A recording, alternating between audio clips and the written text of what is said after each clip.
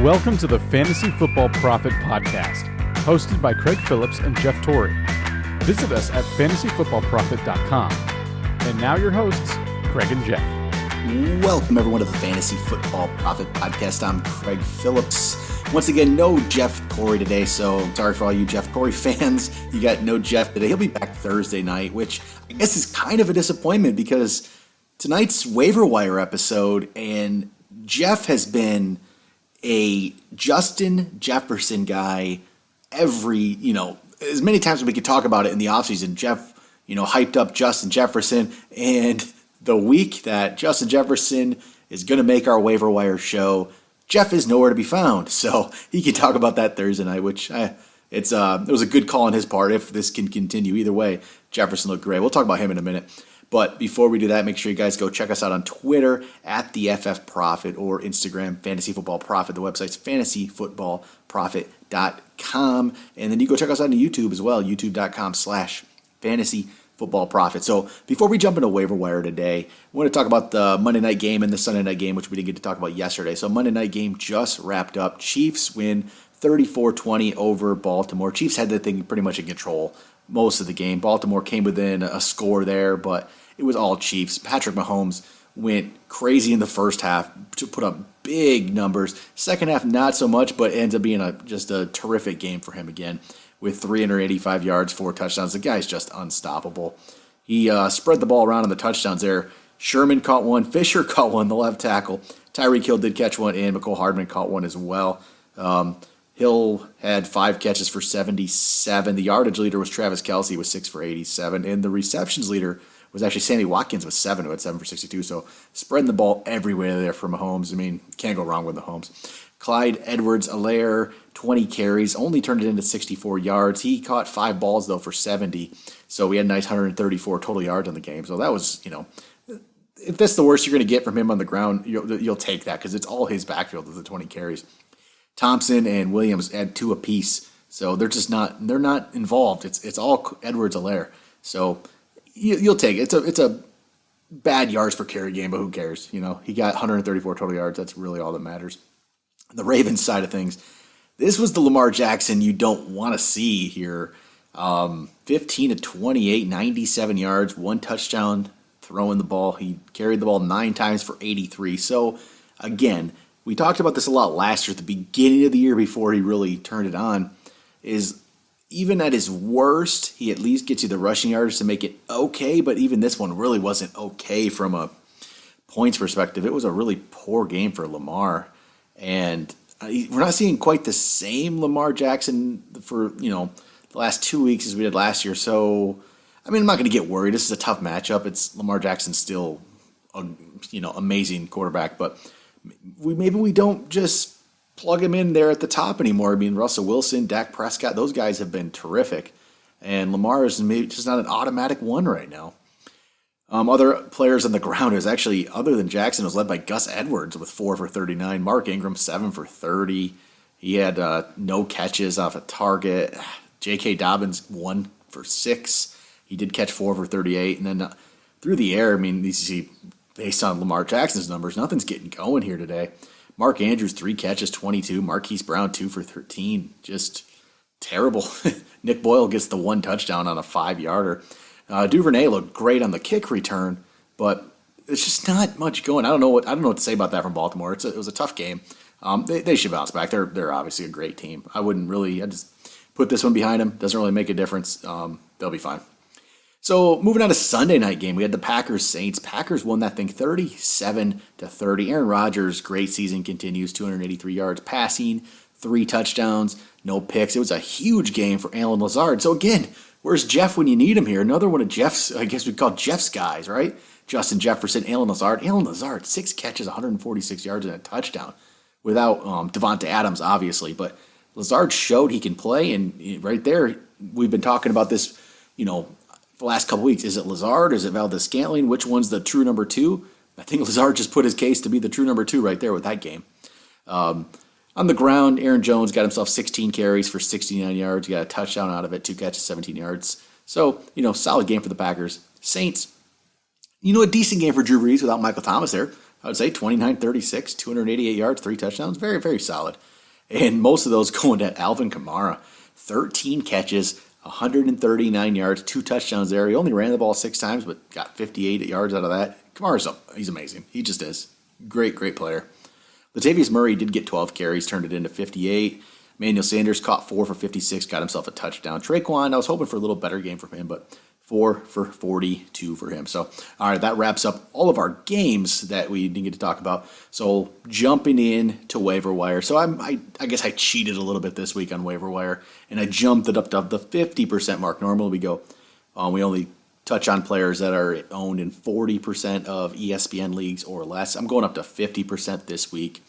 But number one on my list, I guess the theme of this week is going to be, rookie receivers, really.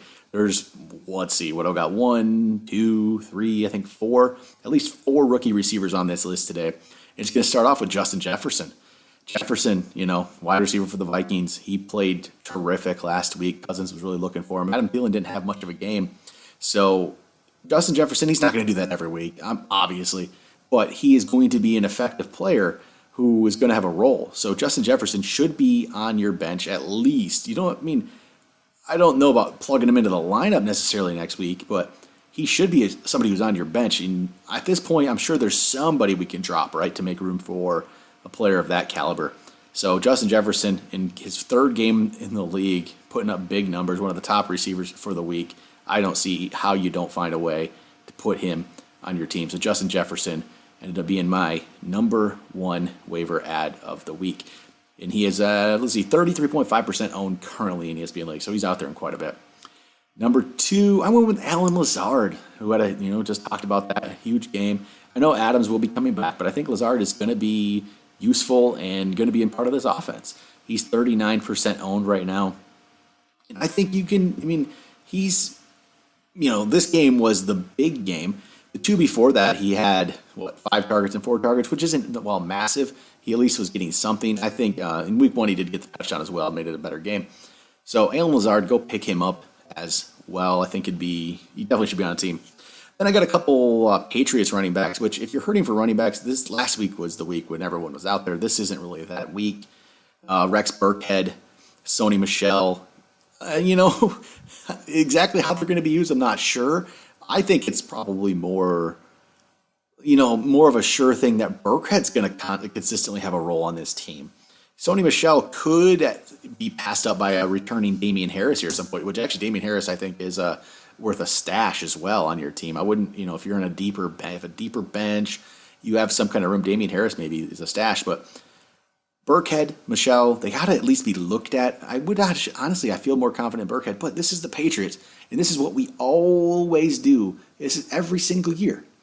You can't trust who Belichick is going to use, right? Because you got these 3 running backs, or 2 running backs here, and maybe Damian Harris, but they're probably not as good as runners as the quarterback, as Cam Newton. So it's tough to really add them, but they're on the list. I would say ahead of them, you definitely add Myles Gaskin, who I think was just yet under that 50% mark when I put this list together. 45.8% owned yet for Myles Gaskin.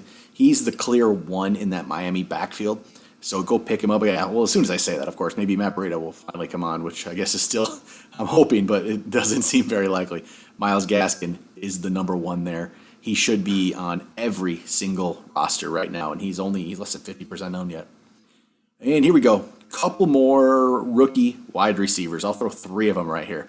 Brandon Naiuk, T. Higgins, Laviska Shenault. So you got Naiuk and Shenault are interesting to me because they're being used not just through the air there, and both have been getting some carries. So obviously these teams want to get those 2 involved and find a way to use both of them.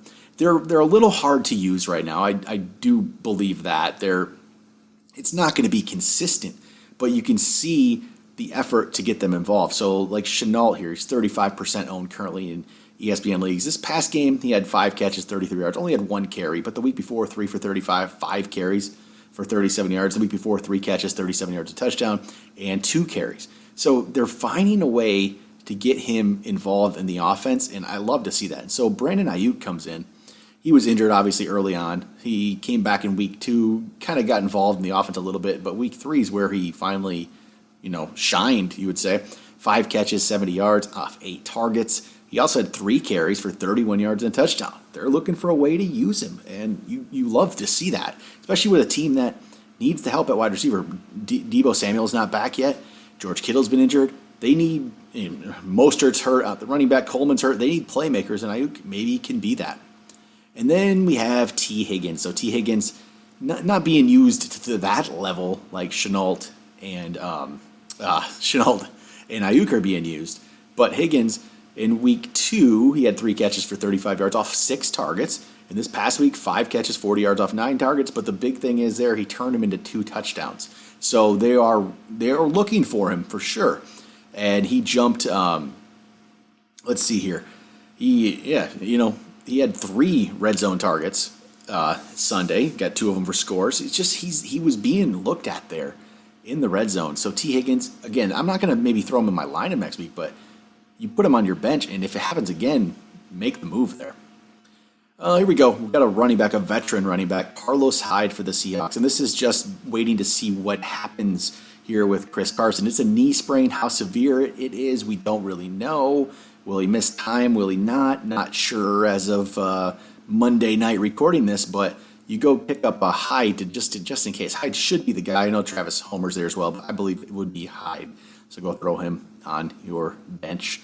Andy Isabella, how about we talk about him for the Cardinals? Without Christian Kirk there, Isabella was, the number, I don't even know if he was number 2. So Fitzgerald obviously still, it's in order to be Hopkins. Fitzgerald, I think, is still the number 2 in like routes run and everything like that.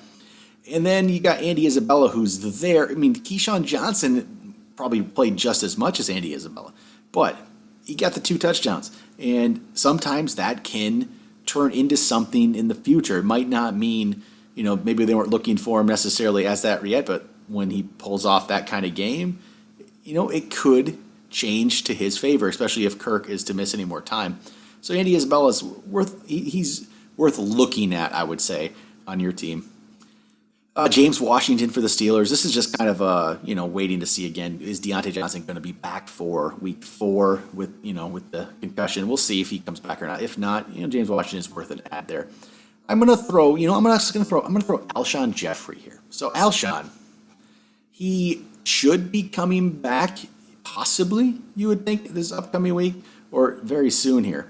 And with Deshaun Jackson now hurt, Jalen Reagor's hurt, Dallas Goedert's hurt.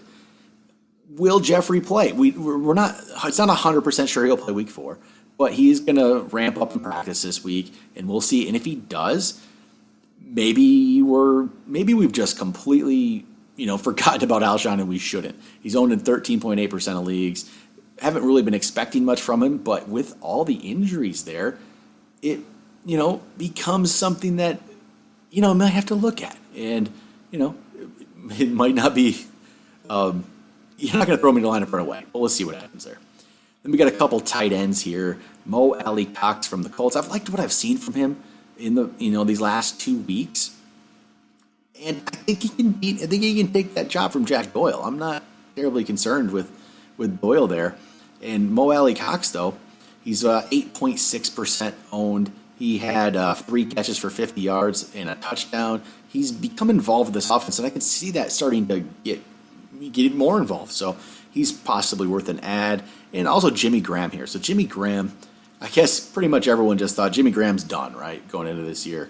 Not expecting much from him, and I'm not even sure how much he really truly can play. But he's going to be a target near the red zone. He caught a touchdown in week 1. He caught 2 in week 3. And he had 9 targets. So if you're hurting for tight end help, you know what? It's possible Graham is going to be that red zone guy. And we'll see how that plays out. I mean, I think you have to be a little more desperate to go to the Jimmy Graham route, but there are some people that could be that way. And then I'll throw Adrian Peters in here, because Adrian Peterson for the Lions was their number 1 back last week. It was a clear-cut number 1. I still believe this changes to DeAndre Swift at some point, but that some point's not here yet. And if Matt Patricia doesn't feel like DeAndre Swift is ready, he's not going to just throw him out there. He needs to win. Matt Patricia needs to win to keep his job, and he feels right now that Adrian Peterson gives him the best shot to win. So I get why he's playing him. I mean, personally, even as a Lions fan, I would love to see Swift. He drafted Swift in the second round, early second round. He was one of the most talented running backs in the draft. I'd love to see what he can do, but I mean, I get why they have not gone to him in that way yet, and it probably won't change here for a bit. Then I'll throw out a couple streaming options. I'll get a streaming quarterback, streaming defense. So my streaming quarterback for the week is going to be Jared Goff. Jared Goff, 37.4% owned. He had a decent game against Buffalo, decent game against Philadelphia, and this week he gets to play the Giants at home. So I like that for Jared Goff. So if you're looking for a quarterback to pick up, I think Jared Goff is a solid streamer for you this week. And then my streaming defense is going to be the Denver Broncos. I'm going to go with. They're 41.3% owned, playing against the Jets. Pretty simple. Jets are terrible. Broncos are adequate, right? That's all you got to be right now to do well against the Jets, I believe. So go pick up the Broncos. So, all right, that will do it for Waiver Wire Week 4. I'll be back tomorrow. I'm going to talk a little ranks for Week 4. If you have any, some start-sit questions, stuff like that, get them into us. Thursday, I'll be doing a mailbag segment show, so get those questions in to us as well for that. And talk to you guys tomorrow.